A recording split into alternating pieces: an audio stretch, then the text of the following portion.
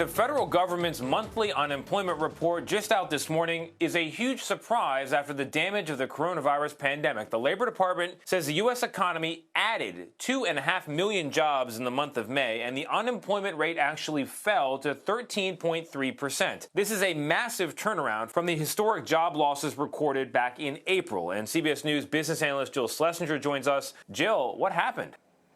Well, it is just a stunner, as you said. And what we know is that as parts of the economy opened up, some folks went back to work. Now, what's interesting about this is food and drinking establishments, 1.4 million jobs added, so more than half of this total. There is some worry that the report itself is not capturing the true picture of the labor market.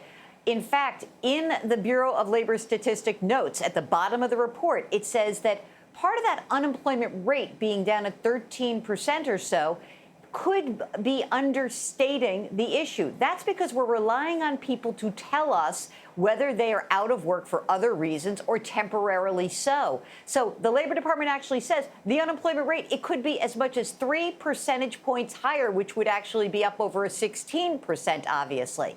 What we know, about 20 million Americans have lost jobs as a result of the virus. It looks like April will be the peak month for job losses.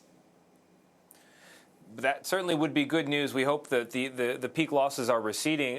Yesterday, you and I were together, and we talked about initial jobless claims that were, I think, 1.9 million in 1 week alone. So how big is the lag between this official report for the month of May and these weekly reports we've been covering every Thursday?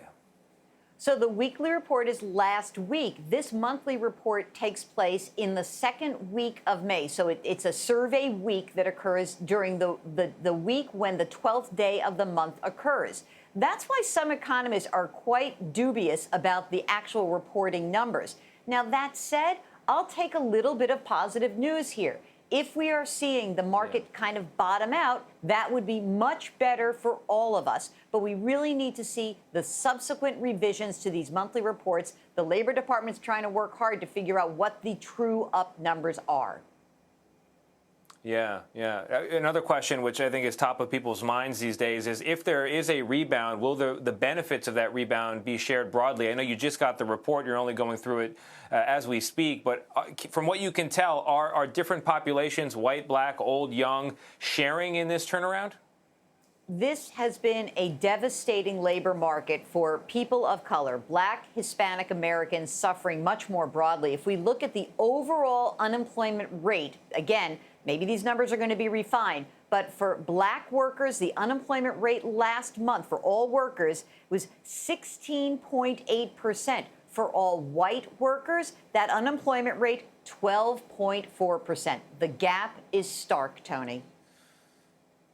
All right, Joe. And the turnaround in terms of joblessness also stark. This is, from the looks of it, on the surface at least, and we'll dig deeper, a positive turn of events on the jobs front. Jill, thank you very much.